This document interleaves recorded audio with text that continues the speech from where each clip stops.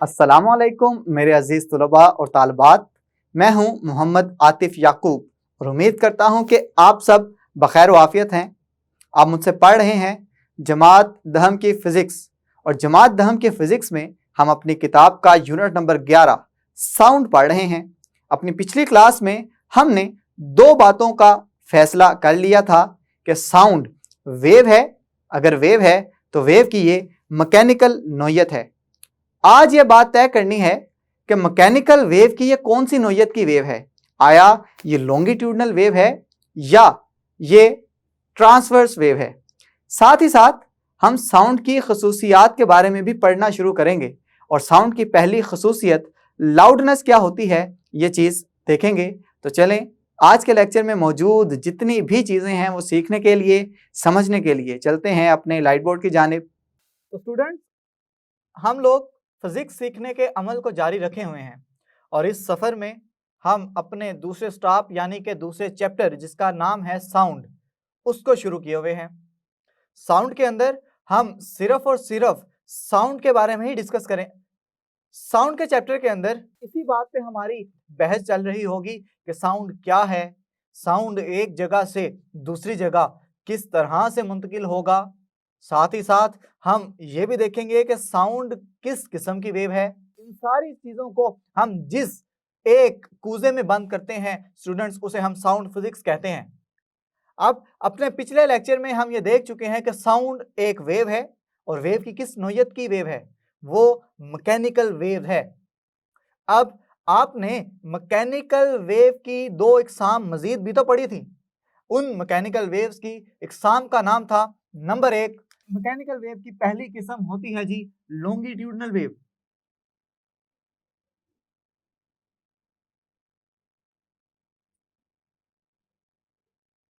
और दूसरी हमने जो किस्म पढ़ी थी वो थी ट्रांसवर्स वेव की। अब हम ये तो जान चुके हैं कि साउंड एक मैकेनिकल वेव है। अब मैकेनिकल वेव की दो इकसाम है, उन दो में से कौन सी किस्म है साउंड वेव? आया कि वो लॉन्गिट्यूडनल वेव है या वो ट्रांसवर्स वेव है। तो इस बात को साबित करने के लिए आपकी किताब में एक हेडिंग दी गई है। उस हेडिंग का नाम मैंने अभी नहीं लिखा।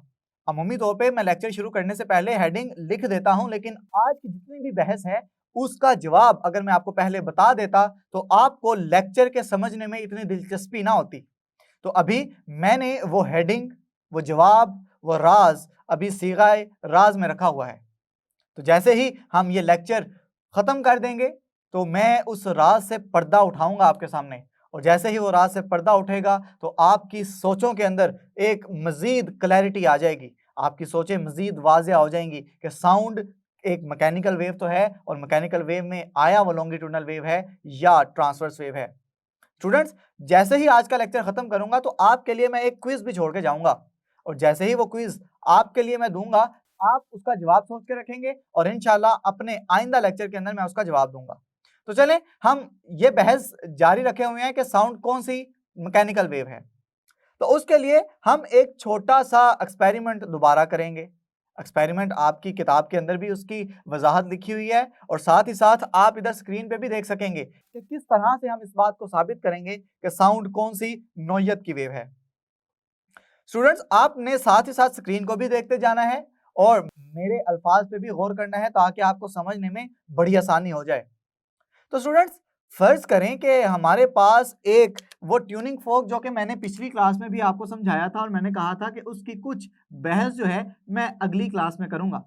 मैंने कहा था कि ट्यूनिंग फोक एक ऐसा आला है जो कि इस बात के लिए, जो कि इस काम के लिए यूज किया जाता है, इस्तेमाल किया जाता है ताकि हम देख सकें कि साउंड किस वजह से पैदा हो रहा है।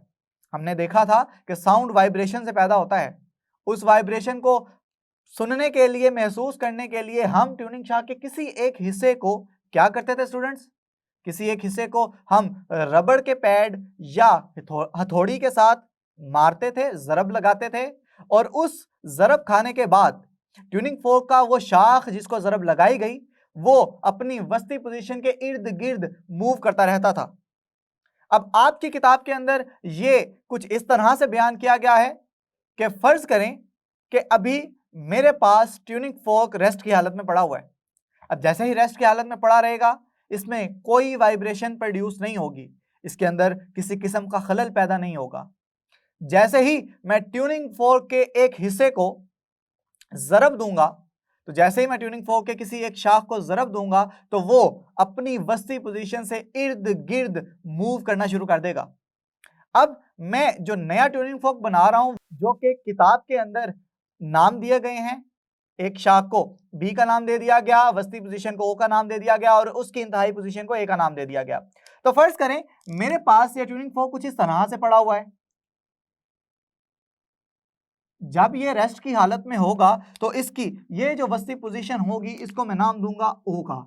अब जैसे ही मैं इस शाख को रबड़ के पैड या हथौड़ी के साथ ज़रब लगाता हूं तो ये अपने वस्ती पोजीशन ओ के इर्द गिर्द वाइब्रेट करना शुरू कर देगी। अब जैसे जैसे ये वाइब्रेट करेगी तो ये अपनी वस्ती पोजीशन से कभी इधर, इसकी इंतहाई पोजीशन को मैं यहाँ पे ए का नाम दे देता हूं, और जैसे ही ए से दोबारा अपनी वस्ती पोजीशन ओ की जानिब जाएगी तो अब इनर्शिया की वजह से वस्ती पोजीशन ओ पे रुकेगी नहीं, बल्कि दूसरी जानिब अपनी पोजीशन जारी रखेगी और दूसरी इंतहाई पोजीशन बी पे पहुंच जाएगी। अब जैसे ही ये ए और बी के दरमियान अपनी मोशन जारी रखेगी तो मैं कहूंगा कि ट्यूनिंग फोर्क वाइब्रेट हो रहा है, जिसकी वजह से आवाज पैदा हो रही है। लेकिन स्टूडेंट्स, हमारा मकसद ये नहीं है कि हम ये देखें कि ट्यूनिंग फोर्क की वाइब्रेशन की वजह से आवाज पैदा हो रही है।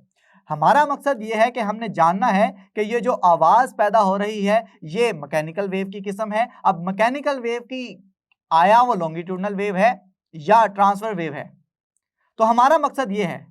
अब इसके लिए आप देख सकते हैं आप अपनी स्क्रीन के ऊपर के जब जब वो रेस्ट की हालत में था तो उसके दाईं साइड पे अगर मैं एयर के पार्टिकल्स या एयर के जर्रात, हवा के जर्रात में आपको दिखाना चाहूं तो वो इस तरह से आपको दिखाई देंगे कि सब के दरमियान एक गैप एक जितना है। आप कह सकते हैं इसको यूनिफॉर्म गैप है। अब जैसे ही मैं इसे रबड़ की हथौड़ी के साथ हिट करूंगा तो जैसे ही ये वाइब्रेट करना शुरू होगा तो उस वाइब्रेशंस की वजह से इस हवा के जर्रात में एक खलल पैदा होगा। स्टूडेंट्स, खलल किस तरह से पैदा होगा कि फर्ज करें जब वो पॉइंट ओ से बी की जानिब आएगा तो वो हवा के जर्रात के ऊपर एक प्रेशर मुंतकिल करेगा और वो प्रेशर इस तरह से मुंतकिल होगा कि हवा के जर्रात आगे जाते हुए दिखाई देंगे, और जैसे ही ये पोजीशन बी के ऊपर पहुंचेगा तो आपको पॉइंट बी के करीब जो मीडियम के जर्रात हैं वो करीब करीब दिखाई दे रहे हैं, और आगे की जानिब अगर आप देखें तो आपको वो लाइनें खुली खुली या मीडियम के जर्रात के दरमियान एक नुमाया गैप नजर आ रहा है। स्टूडेंट्स, जैसे ही ये दोबारा बी से अपनी वस्ती पोजीशन ओ की जानिब पोजीशन जारी रखेगा तो इस वस्ती पोजीशन तक जाते हुए जब हवा के वो जर्रात जो पहले करीब करीब थे अब वो क्या करेंगे, प्रेशर चूंकि अब आगे की जानिब मुंतकिल हो रहा है तो इसका मतलब यह है कि वहां पे दोबारा से वो नॉर्मल पोजीशंस पे आ जाएंगे, और जब वो ओ से दोबारा ए की तरफ जाएगा तो ये जो तंग रीजन वाला पोर्शन था, ये जो तंग लाइनों वाला रीजन था, वो मजीद आगे बढ़ चुका होगा। आप ये एनिमेशंस के अंदर देख भी सकते हैं। तो स्टूडेंट्स, यहां पे आपने क्या देखा, आपने ये देखा कि जैसे ही ट्यूनिंग फोर्क अपनी वस्ती पोजीशन ओ से बी की जानिब आता है तो उसके दाएं जानिब मौजूद हवा के जर्रात, उनके दरमियान एक तंग सा रीजन प्रोड्यूस हो जाता है, और जैसे ही ये दोबारा बी से ओ और फिर ओ से ए की जानिब जाएगा तो आपको ये तंग रीजन आगे की जानिब जाता हुआ महसूस हो रहा है। स्टूडेंट्स, अब आप ये देखें कि ट्यूनिंग फोर्क के अंदर वाइब्रेशन किस डायरेक्शन में है। आप देख सकते हैं कि ट्यूनिंग फोर्क की वाइब्रेशन अलोंग एक्स एक्सिस है, कि ट्यूनिंग फोर्क इधर और इधर मूव कर रहा है, और आप ये देख सकते हैं कि मीडियम के जरात की वाइब्रेशन भी किधर है। स्टूडेंट्स, वो भी तो अलोंग एक्स एक्सिस है। अगर वो भी अलोंग एक्स एक्सिस है तो इससे क्या बात साबित होती है। अब मैं आपके सामने दोनों की तारीफ आपके सामने करूंगा और आप जवाब मुझे खुद बताएंगे। हमने लॉन्गिट्यूडनल वेव्स की तारीफ कुछ इस तरह से की थी कि ये ऐसी मैकेनिकल वेव्स होती हैं कि जिसके अंदर मीडियम के जर्रात वेव की मोशन के मतवाजी होते हैं, मतवाजी यानी कि एक ही सम्मत में होते हैं।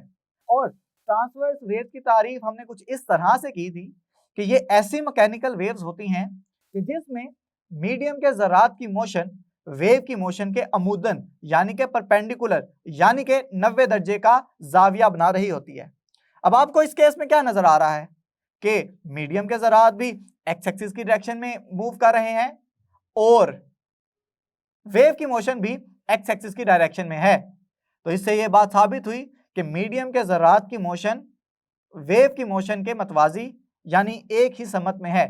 और ये किसकी तारीफ है स्टूडेंट्स? ये तारीफ है लॉन्गिट्यूडनल वेव्स की। तो हम यहां से ये बात तय कर देंगे, अब इस बात को बड़े वसूख के साथ कह सकेंगे कि साउंड वेव एक लॉन्गिट्यूडनल वेव है।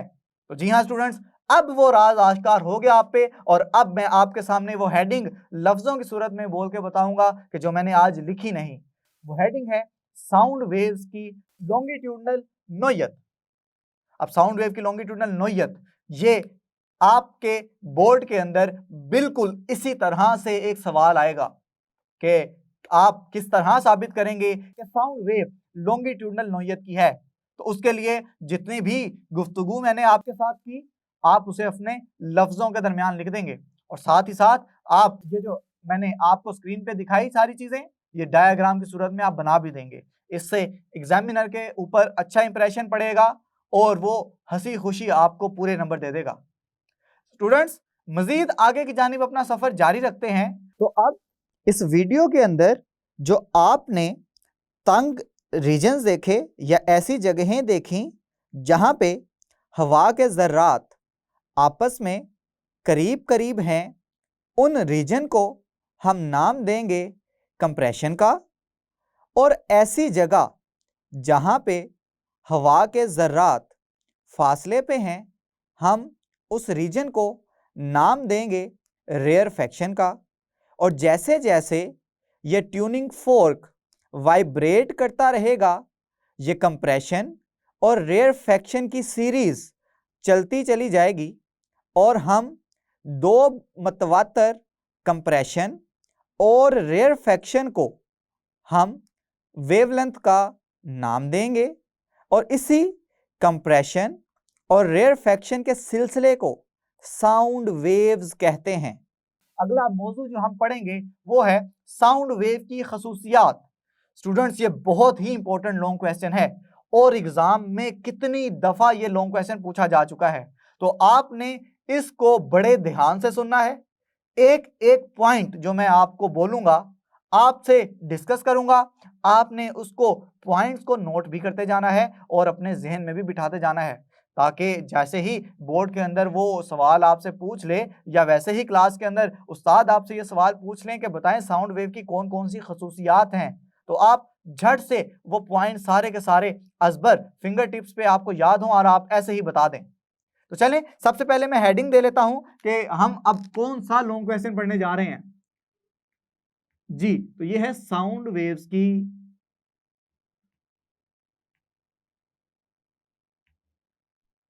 अब स्टूडेंट लाउडनेस क्या चीज जहन में आती है? अक्सर आप कहते हैं कि ये आप जो आवाज सुन रहे हैं ये बड़ी लाउड है, और अक्सर आप कहते हैं कि ये आवाज कम आ रही है, हमें समझ नहीं आ रही आवाज क्या है। तो लाउडनेस, बुलंदी, जी हाँ स्टूडेंट्स, मैं सामने आपके बोल रहा हूं और आपको लग रहा है कि मेरी आवाज बड़ी ऊंची है, लेकिन बोलते ही बोलते मैं अब धीमा धीमा बोलना शुरू हो गया। तो फर्क आपको महसूस हुआ ना कि कब मैं ऊंची आवाज से बोल रहा था, लाउड आवाज से बोल रहा था, और कब मैंने अपनी आवाज मध्यम कर दी। तो स्टूडेंट्स, इसी फर्क को हम लाउडनेस कहते हैं। लाउडनेस आवाज की वो खासियत है कि जिसके अंदर हम ऊंची और मध्यम आवाजों में फर्क महसूस कर सकें। जी, तो चलें सबसे पहले इसकी तारीफ लिख लेते हैं ताकि आपको ये सारे पॉइंट्स याद भी होते चले जाएं, और साथ ही साथ मैं एक दो मिसालें भी आपको दूंगा, और फिर लाउडनेस किन फैक्टर्स पर डिपेंड करती है, किन अवामिल पर उसका इन्हिसार है, वो भी मैं आपके साथ डिस्कस करूंगा। तो चलें हम देख लेते हैं कि लाउडनेस की तारीफ अगर पूछ ली जाए तो हम किस तरह करेंगे। हम कहेंगे कि लाउडनेस आवाज की वो खासियत है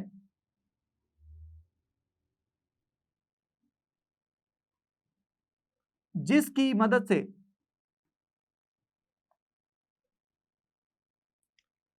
हम ऊंची और मध्यम आवाजों में फर्क कर सकें। तो इस खुसूसियत को, इस खासियत को हम लाउडनेस कहते हैं। अब अगर आपसे पूछ लिया जाए कि ये किस तरह से आप बताएंगे, कोई मिसाल के जरिए तो समझाएं। तो स्टूडेंट्स, अगर आप एक मजमे में खड़े हैं जहां पे 50, 100, 200 लोग आपकी आवाज सुन रहे हैं, तो आपको मजबूरन बहुत ऊंची आवाज से बोलना पड़ेगा। लेकिन अगर आप किसी दोस्त के साथ टेलीफोन पे या कमरे में बैठे हुए बात कर रहे हैं, तो आपको आहिस्ता से आवाज निकालना पड़ेगी और इतनी ही आवाज निकालेंगे कि आपका दोस्त बआसानी उसे सुन सके। आपको ज्यादा जोर से बोलने की जरूरत नहीं है। ये वो मिसाल है जो कि आप बयान कर सकते हैं कि कब हमें लाउड बोलना पड़ता है और कब हमें मध्यम बोलना पड़ेगा।